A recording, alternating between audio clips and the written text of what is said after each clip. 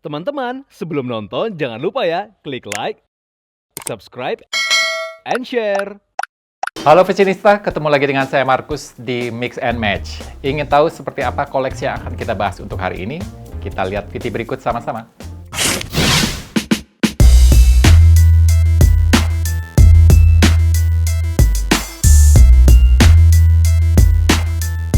Fashionista, saat ini baju raya collections pria semakin berkembang, terlebih menyambut hari raya. Semakin banyak busana pria yang dikeluarkan, tidak hanya baju koko dengan itu-itu saja. Saat ini model baju raya pria pun berkembang, mulai dari desain dan warna. Bahkan ada juga beberapa busana pria yang penuh embroidery.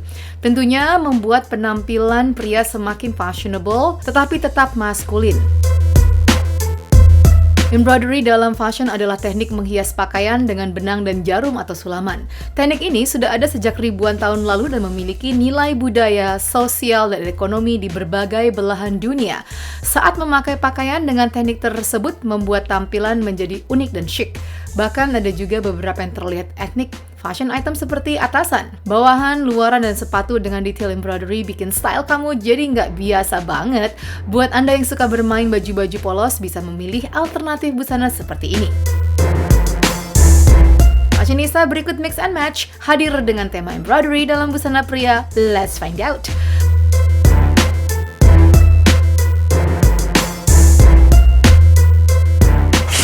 Nah, fashionista, episode kali ini kita akan ngebahas koleksi raya dengan aplikasi embroidery. Dan sekarang saya sudah ada di tempatnya AB Indonesia by Ari Arka. Kira-kira seperti apa koleksinya? Saksikan terus Mix and Match.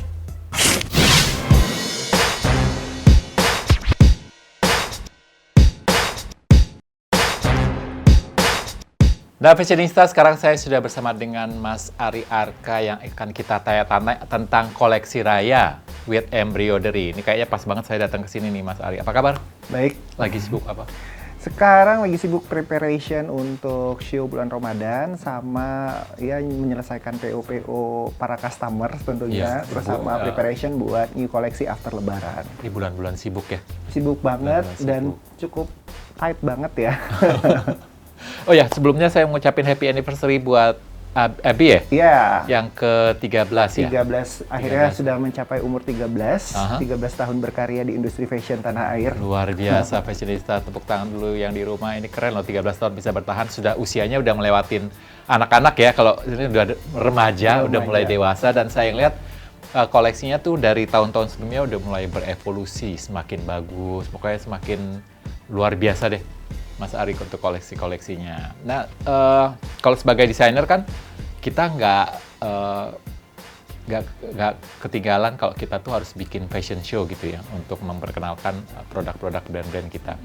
Biasanya fashion show apa aja sih yang diikutin sama Mas Ari, itu persiapannya gimana? Ya, kalau untuk koleksi, ini terkait dengan koleksi Raya Collection untuk 2025 ini sebenarnya kita udah bikin tuh dari jauh-jauh hari. Jadi sebenarnya kita udah dari 8 bulan lalu tuh kita udah prepare koleksinya dan sudah mulai produksi, dan menjelang bulan-bulan ini nih benar-benar tuh kayak bulan dimana kita tuh banyakin promo untuk koleksi rayanya gitu loh. Jadi beberapa minggu lalu kita juga baru selesai di AIFA untuk peluncuran new koleksi di bulan Ramadan ini. Terus next mungkin nanti akan ada Ramadan Runway di kota Casablanca. Kita akan mempertontonkan lagi, mengeluarkan kembali koleksi raya kita di 2025. Oh, itu untuk brand apa? Kalau nggak salah, Mas Ari kan nggak megang satu brand doang, kan? Ada berapa? Jadi kalau di AB, company holdingnya itu kita punya ada beberapa brand.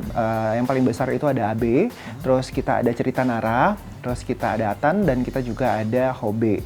Jadi kalau mau ditelisik secara mendalam dari satu brand ini, semuanya beda-beda, nggak ada yang sama. Jadi kalau misalkan kayak AB itu memang benar-benar fokusnya tuh di menswear, terus Cerita Nara itu fokusnya di modest wear sama muslim wear khusus wanita.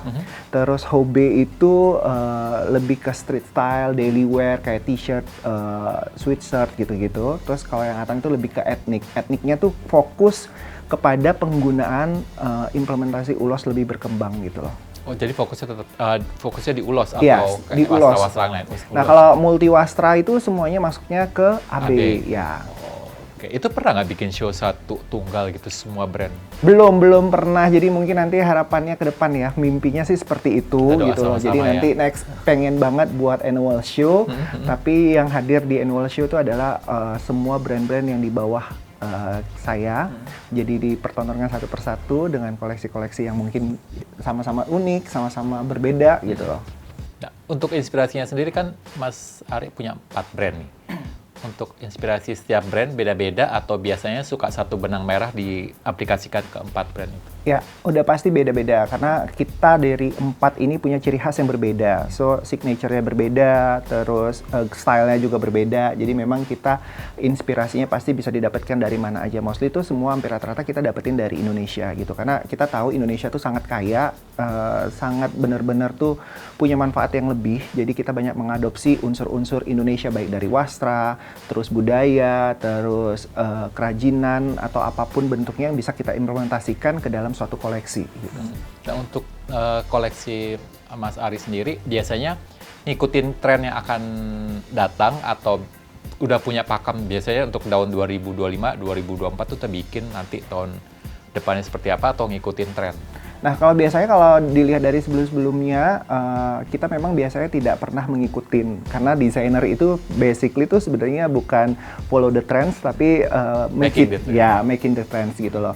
Jadi memang acuannya sebenarnya yang kita ikutin tuh berdasarkan trendsetter yang ada tuh cuman dari siklus warnanya saja. Tapi kalau untuk dari segi motif, segi desain, terus itu kita benar-benar yang implementasi daripada kita sendiri gitu. Jadi kita juga ngebaca kemauan pasar pada saat itu untuk masa depan atau masa yang akan datang. Jadi kalau di AB sendiri kita bisa melihat karena sosoknya itu adalah saya sendiri. Jadi saya bisa ngerasain apa dan bagaimana si baju tersebut digunakan oleh para pria gitu loh. Jadi dari gayanya, stylenya mau arahnya kemana kita bisa ngerasain sendiri. Jadi itu lebih enak kayak gitu loh. Tapi kalau untuk di cerita Nara tuh karena memang modest wear dan fashion muslim itu, jadi kita benar-benar ngebaca market yang sekarang dan saat ini sedang hype-nya seperti apa. Jadi nanti biasa ada add-on dari segi desain, dari segi motif, seperti itu aja sih. Nah, kalau misalnya untuk di hari raya ini kan biasanya pengen sesuatu yang beda ya, beda dengan pakaian-pakaian sebelumnya. Dan kita akan membahas tema kali ini tuh ada embroidery. Pengaplikasiannya ke busana pria supaya nggak terlihat terlalu feminim atau gimana? Ya itu sebenarnya salah satu tricky ya. Kita kan dari 2016 tuh fokusnya memang ke embroidery ya. Jadi bagaimana mengimplementasikan, mengaplikasikan bordir di dalam busana pria supaya tidak terlihat lebih feminim tapi jauh lebih maskulin. Jadi biasanya kita pilih motif yang benar-benar tuh motifnya itu benar-benar bisa maskulin sekali, tetapi kita mainin di tekniknya. Jadi kalau di teknik embroidery itu kan banyak banget ya, banyak puluhan teknik lah yang bisa diaplikasikan di dalam suatu baju gitu loh. Jadi memang kita sangat hati-hati dan penempatan motifnya, desainnya, template-nya juga itu kita benar-benar memilih banget. Karena mostly kita berpikir gini, kalau di Indonesia memang sekarang banyak banget pria-pria yang udah sadar akan kesehatan, so pasti punya badan yang bagus gitu loh ya kan. Tapi yang punya badan gak bagus juga banyak gitu loh. Nah, mungkin perutnya agak sedikit gede gitu kan, atau bentuk tubuhnya yang ada yang bentuk pear, apel atau apa segala macam. Nah, kita juga banyak membaca market-market tersebut. Jadi setiap kita mengeluarkan koleksi, nggak semuanya hanya untuk orang yang tampan, badan yang tinggi, badan yang atletis gitu, enggak. Jadi pasti selalu kita selipkan beberapa, 1-2 itu yang benar-benar untuk mereka-mereka itu. Nah kan beberapa tahun belakangan ini, khususnya dari tahun awal 2020 kan e-commerce sepertinya merajai pasar gitu. Benar. Terus gimana cara Mas Ari tetap bertahan di tengah persaingan pasar yang kayaknya tuh kalau orang lebih ngelihat kayaknya lebih gampang lihat gampangnya gitu. Yang penting bentuknya bagus, motifnya bagus, harganya miring, nggak apa-apa lah gitu dibanding yang agak sedikit lebih mahal. Gitu. Ya, yang paling penting sebenarnya kita bisa mempertahankan ciri khas ya, signature atau identity kita yang kuat gitu, yang mungkin udah dibangun sama kita di beberapa waktu yang lalu sampai hari ini gitu loh. Dan yang paling penting kita bisa memanfaatkan promo-promo yang ada gitu loh. Itu biasanya di zaman sekarang tuh kayak itu penting banget gitu loh. Jadi kalau misalkan ada koleksi yang mungkin agak sedikit pricey, gimana caranya kita bisa menyentuh mereka lewat physical touch ya, itu mungkin strategik dari AB yang dimana mungkin itu bisa jadi acuan untuk jualan gitu loh. Dengan harapan mungkin barangnya jadi cepat laku, barangnya jadi cepat habis kayak gitu. Jadi memang banyak platform-platform yang mungkin kita pakai untuk berdagang atau cara kita atau strategi kita. Salah satunya mungkin ada di Shopee, Tokopedia, terus ada di Instagram juga, dan kita juga sering banget ngelakuin live hanya untuk menunjukkan detail, hanya untuk menunjukkan new koleksi dengan detail dan bahan seperti apa, supaya masyarakat yang nggak ada di Jakarta, yang di luar kota bisa tahu secara langsung. Jadi mereka tinggal beli di platform-platform e-commerce gitu. Oke, jadi bukannya meninggalkan atau menghindari, justru memanfaatkan ya? Benar, E-commerce tapi dengan cara yang berbeda ya. Dengan cara Kadang-kadang kan ada brand tuh yang ya udah cuma jualan, live, tapi tidak promote bagaimana tentang detail bahannya, pemakaiannya, terus bagaimana tentang perawatannya, Edukasinya ya. edukasi. Nah, kita sebisa mungkin mengedukasi masyarakat atau customer-customer kita, jadi ada nilai value tambah buat produk kita tuh seperti apa. Jadi kalau dibilang, wah bajunya Abi mahal nih hanya untuk sekedar baju cowok, ya wajar, tapi kita punya value tersendiri untuk bisa ada di angka itu gitu loh. Oke, thank you banget Mas Ari. Nah, Fashionista, di sini kita akan lihat ya koleksi-koleksinya, pasti penasaran kan? Tetap di Mix and Match.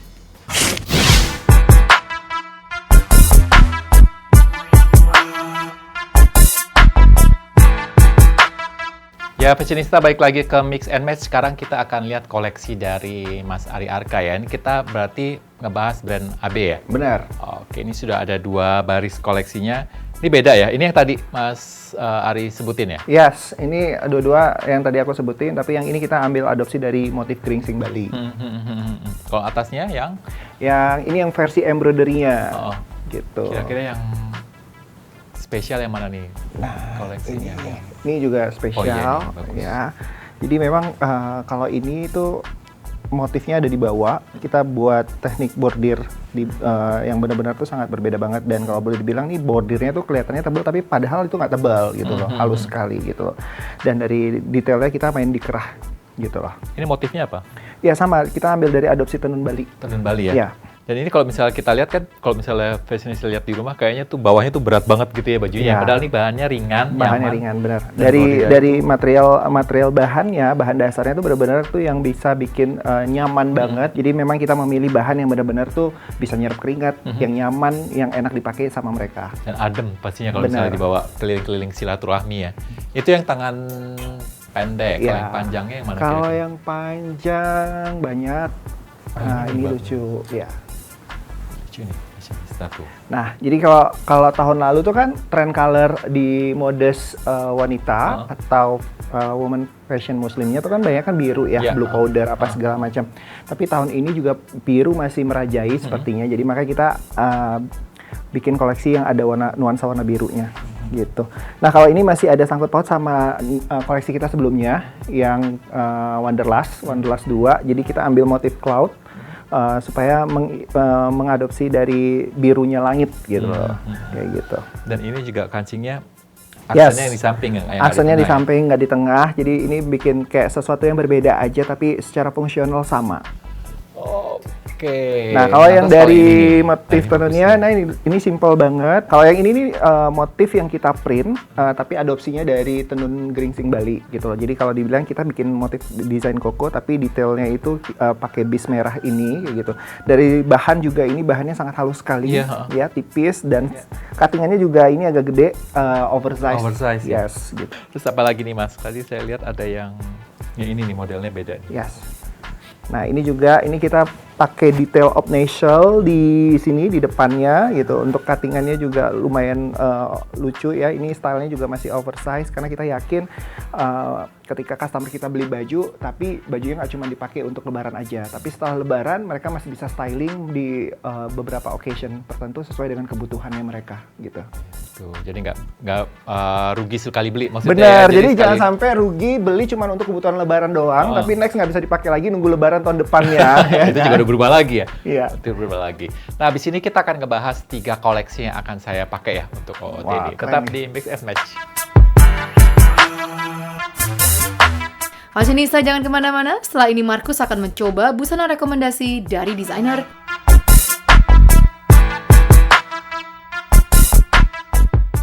Teman-teman, sebelum nonton jangan lupa ya klik like, subscribe, and share.